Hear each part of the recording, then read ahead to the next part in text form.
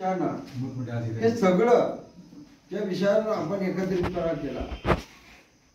क्रांतीवीर शमशेरसिंग भोसले सारख्या थोर क्रांतिकारकांचं फार मोठं पारधी समाजावर आपल्या महान त्यांचा त्याग आहे। त्याचबरोबर क्रांतीवीर बिरसा मुंडा यांच्या थोर विरोधामुळे म्हणजे इंग्रजांना त्यांनी ज्या पद्धतीने विरोध केला, एवढा विरोध केला की इंग्रजांना सुळगीपुळ करून सोडणारे पहिले क्रांतिकारी आदिवासी हे म्हणजे बिरसा मुंडा। अशा सर्व क्रांतिकारकांमुळे आज आदिवासी समाज आणि आदिवासी समाजात सुरक्षित राहिला।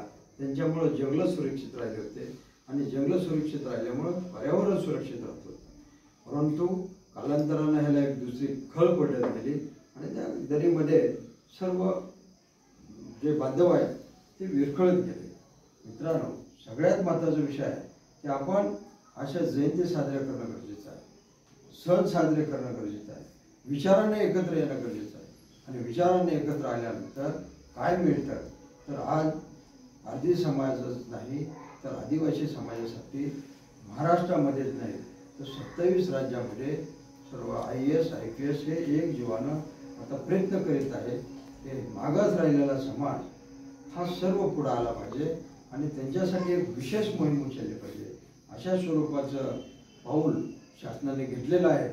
तर हे सगळं कोणामुळं तर इतिहास समोर आल्यामुळं।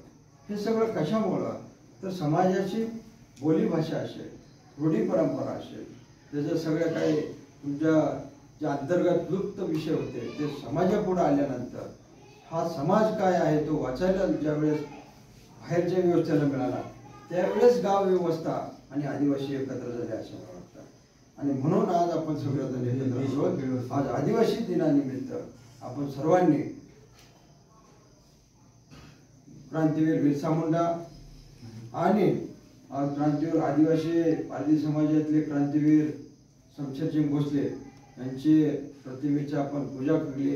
त्याबद्दल आपण सर्वजण या ठिकाणी आवर्जून उपस्थित राहिला त्याबद्दल मी आपल्या सर्वांचं या ठिकाणी आभार मानतो आणि मी इथं थांबतो। जय जय।